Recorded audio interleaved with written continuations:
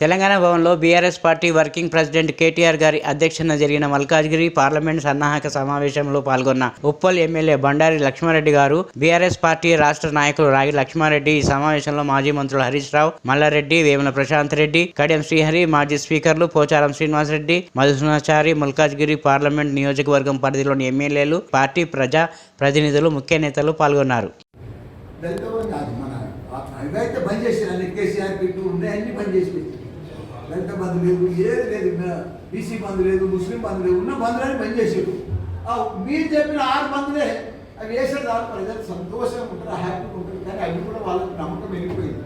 వాళ్ళకి ఏమైపోయింది డౌట్, ఈ కొత్త అప్లికేషన్ నింపితే పాత రేషన్ కార్డు పోతుందని భయమైంది.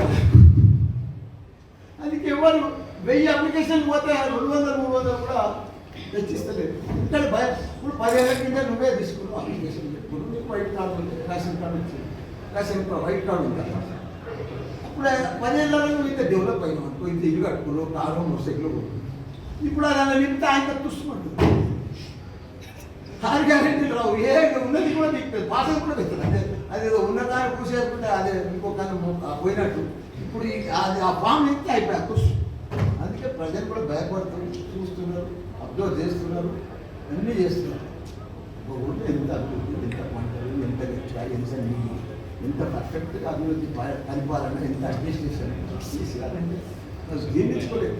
హైదరాబాద్ సిటీలో కానీ కేటీఆర్ లేని కానీ ఇక్కడ కేసీఆర్ లేదు, జీర్ణించకపోతే గ్యారంటీగా ఈ పార్లమెంట్ ఎలక్షన్లో భారీ మెజార్టీతో మేడ్చల్, మల్కాజ్గిరి మేడ్చల్ భారీ మెజార్టీ ప్రజలకు అర్థమైపోయింది. కేటీఆర్ లాంటి ఇప్పుడు మీరు అంటుండొచ్చు, కొందరు అంటుండొచ్చు, వీళ్ళకి బీఆర్ఎస్ పార్టీ ఢిల్లీలో ఏం పని, బీజేపీకే పని, కాంగ్రెస్కే పని. కాంగ్రెస్ తోటి బీజేపీ తోటి ఏం కొట్లాడారు, వాళ్ళు ఏం తెచ్చారు? వాళ్ళు బీజేపీ ఉందా? వాళ్ళు బియ్యం పంచుతున్నారు తప్ప, అచ్చక్కల్లో పంచుతున్నారు తప్ప ఏదన్నా ఇచ్చినా తెలంగాణ రాష్ట్రానికి ఒక్క స్కీమ్ తెలుసు, ఒక్క ప్రాజెక్ట్ ఏదైనా మోడీ పేరు మీద ఏదన్నా ఇచ్చినా, మరి కిషన్ రెడ్డి ఏదన్నా ఇచ్చిండ ఒక్కటి చెప్పు ప్లీజ్. నాకైతే తెలియదు, మరి మనం తెచ్చిండొచ్చు, చాలా పైసలు తెచ్చిండొచ్చు. ఇక్కడ ప్రతి దాంట్లో వాళ్ళదే ఉందని చెప్తారు. ఒక్కటన్నా వాళ్ళ పేరు మీద 10 ఏళ్ళ వాళ్ళు 10 ఏళ్ళు ఉన్నారు, మనం 10 ఏళ్ళు, ఒక్కటి వాళ్ళదైతే. కాంగ్రెస్ ఉన్న రాష్ట్రాలన్నీ కొట్టుకుంటూ పోతూనే ఉన్నాడు బీజేపీ. ఇప్పుడు వాళ్ళకి మిగిలిన 2 రాష్ట్రాల్లో ఇప్పుడు ఏదేది కర్ణాటక, తెలంగాణ. మోడీ మన ప్రైమ్ మినిస్టర్ సిట్టోడు 3వసారి ప్రైమ్ మినిస్టర్ అయినా ఏం చేస్తాడో మీకు కూడా తెలుసు కదా. ఇప్పుడు 10 ఏళ్ళు అయింది, 3వసారి మళ్ళీ ప్రైమ్ మినిస్టర్ అయినాను.